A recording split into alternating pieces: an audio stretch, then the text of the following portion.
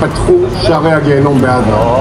מעבר למה שעושים, בעוצמה רבה, נעשה עוד... والبدء في تنفيذ المرحلة الرابعة من الحصار البحري على العدو الصهيوني، وتشمل هذه المرحلة استهداف كافة السفن التابعة لأي شركة. Baru-baru ini dunia kembali dikejutkan oleh pernyataan tegas Menteri Pertahanan Israel, Israel Katz, yang memperingatkan bahwa negaranya akan melancarkan serangan besar-besaran ke jalur Gaza jika kelompok Hamas tidak segera membebaskan para sandera Israel yang masih ditahan sejak serangan 7 Oktober 2023. Pernyataan itu diutarakan melalui konferensi pers resmi dan kemudian disebarluaskan oleh berbagai media internasional, menandai eskalasi retorika yang semakin tidak terkendali di tengah konflik yang telah berlangsung lebih dari 9 bulan. Namun yang membuat situasi lebih kompleks adalah respon cepat dari sekutu Hamas, kelompok Houthi di Yaman, yang mengumumkan bahwa mereka akan memulai fase keempat blokade laut terhadap Israel, sebuah manuver militer yang bisa membuka front baru dalam krisis regional yang telah memanas sejak 2023. Kombinasi antara ancaman dari Tel Aviv dan aksi perlawanan dari Laut Merah menunjukkan satu hal yang tak terbantahkan, bahwa perang ini tidak lagi terbatas pada Gaza. Ini telah menjelma menjadi konflik regional dengan dimensi strategis, ideologis, dan geopolitik yang semakin berbahaya. Israel Katz yang sejak awal tahun ini menggantikan Yoav Gallant sebagai Menteri Pertahanan, dikenal sebagai figur politik yang vokal dan tidak kenal kompromi. Pidatonya pada hari Senin itu, di mana ia mengatakan bahwa setiap hari penyandera akan dibayar dengan kehancuran lebih lanjut di Gaza, terdengar seperti peringatan keras tapi juga menyiratkan ketidaksabaran dan krisis strategi di tubuh militer Israel. Hingga kini operasi militer Israel belum mampu membebaskan semua sandera. Sebagian kecil memang telah dibebaskan melalui negosiasi atau pertukaran tahanan. Namun sekitar 70 hingga 90 sandera masih berada dalam tahanan Hamas. Dan keberadaan mereka semakin sulit dilacak di tengah kehancuran yang melanda wilayah Gaza Utara dan Selatan.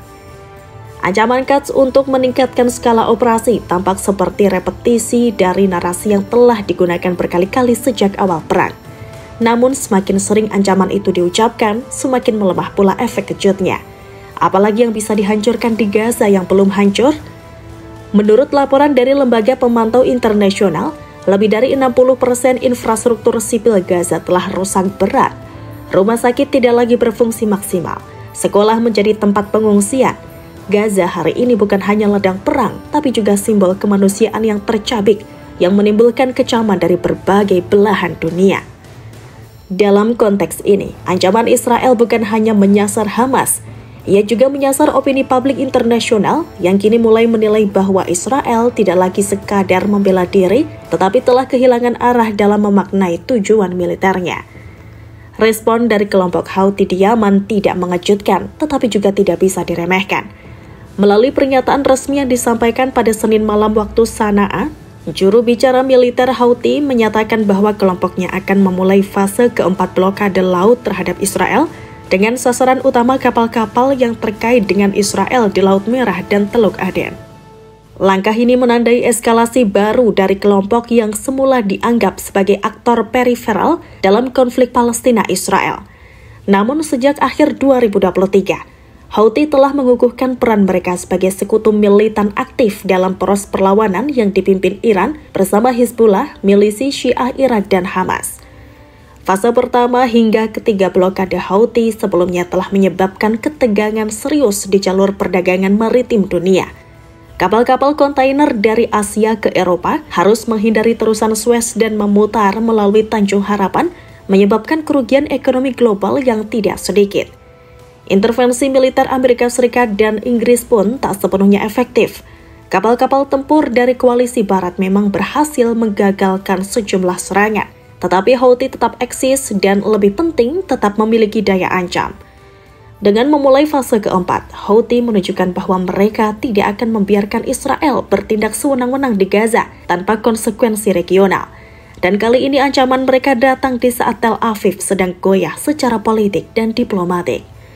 Blokade laut yang dilakukan oleh Houthi bukan sesuatu yang spektakuler secara militer karena tidak ada armada besar, bahkan tidak ada kapal induk. Yang mereka gunakan hanyalah drone, rudal anti kapal, dan kapal cepat bermuatan peledak. Tapi di era modern, di mana 12% perdagangan dunia melewati Laut Merah dan terusan Suez, gangguan kecil saja bisa menciptakan dampak global. Ketika satu kapal Israel atau kapal asing yang dianggap bersahabat dengan Tel Aviv dihantam atau diancam di perairan Laut Merah, dampaknya langsung terasa di pelabuhan-pelabuhan Israel. Impor tertunda, ekspor tertahan, dan biaya logistik melonjak.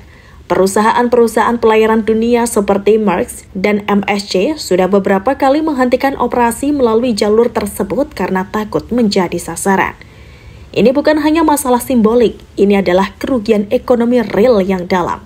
Harga barang-barang pokok di Israel naik, rantai pasokan terganggu, dan bahkan beberapa sektor industri domestik mulai merasakan kekurangan bahan baku. Untuk negara yang sangat bergantung pada perdagangan laut, blokade semacam ini adalah mimpi buruk strategis. Sementara bagi Amerika Serikat, situasi ini adalah tamparan keras terhadap reputasinya sebagai penjaga stabilitas global. Meski Amerika Serikat telah menempatkan kapal induk dan armada tempurnya di kawasan, mereka gagal menghentikan Houthi. Bahkan, beberapa operasi untuk menghancurkan pos peluncuran rudal di Yaman justru memperluas simpati terhadap Houthi di kalangan masyarakat Arab. Serangan terhadap kapal dagang Amerika atau kapal yang berafiliasi dengan perusahaan Amerika Serikat adalah pelecehan terhadap status Amerika Serikat sebagai kekuatan laut dunia. Namun, respon yang lamban dan ketidakefektifan operasi militer membuat Washington tampak lemah. Dan ini bukan hanya soal Israel. Kapal-kapal dari negara lain, termasuk Eropa dan Asia, kini mempertanyakan kemampuan Amerika Serikat dalam menjamin keamanan jalur perdagangan global. Jika Amerika Serikat tidak bisa mengamankan Laut Merah, lalu bagaimana mereka bisa diandalkan untuk kawasan-kawasan lain seperti Indo-Pasifik? Israel kini menghadapi tantangan di dua medan yang sangat berbeda, namun saling terhubung secara strategis. Di Gaza, IDF terjebak dalam pertempuran urban yang tiada akhir dengan tekanan internasional untuk menghentikan operasi. Sementara itu, di Laut Merah, Israel menghadapi perang asimetris di laut yang tidak bisa ditanggapi dengan cara konvensional. Masalahnya, Tel Aviv tidak memiliki keleluasaan untuk membuka dua front besar secara bersamaan. Kapasitas militernya terbatas dan ketergantungannya pada Amerika Serikat semakin diuji. Apalagi dukungan dari Washington sudah mulai goyah. Sejumlah anggota Kongres Amerika Serikat kini secara terbuka mempertanyakan keefektifan bantuan militer ke Israel, apalagi jika digunakan untuk serangan ke Gaza yang terus memakan korban sipil. Israel juga tidak memiliki solusi jangka panjang untuk menghadapi blokade laut Houthi. Operasi militer terhadap Yaman berisiko memperluas konflik secara besar-besaran dan melibatkan Iran secara langsung. Sementara itu, jika Israel diam saja, artinya ia membiarkan simbol kelemahan menyebar, sebuah narasi yang sangat dihindari oleh militer dan elit politiknya. Ancaman dari Israel Quds juga perlu dibaca dalam konteks ketidakstabilan politik dalam negeri Israel. Pemerintahan Netanyahu berada di bawah tekanan besar. Protes di Tel Aviv terus membesar. Bukan hanya karena perang yang tiada ujung, tetapi juga karena meningkatnya biaya hidup, trauma sosial, dan krisis kepercayaan terhadap elit politik. Dalam survei terbaru yang dilakukan oleh Channel 12, hanya 27% warga Israel yang percaya bahwa pemerintah memiliki strategi keluar dari konflik Gaza. Angka ini menunjukkan kehancuran bukan hanya di medan tempur, tetapi juga di tingkat legitimasi publik. Pembalasan Houthi di Laut Merah adalah simbol dari kapal besar Israel dan Amerika Serikat yang mulai bocor, dihantam dari banyak arah, dibebani oleh kepentingan politik dalam negeri dan kehilangan kendali atas persepsi publik internasional. Keduanya kini menghadapi krisis yang tidak bisa ditambal dengan senjata saja. Sementara itu, Houthi dengan semua keterbatasannya justru berhasil mengubah medan pertempuran, mengganggu ekonomi, dan menunjukkan bahwa kekuatan bukan selalu soal ukuran, tapi ketepatan strategi. Gaza adalah awal, tapi Laut Merah menunjukkan bahwa ini bukan perang tentang wilayah saja, melainkan perang tentang arah masa depan.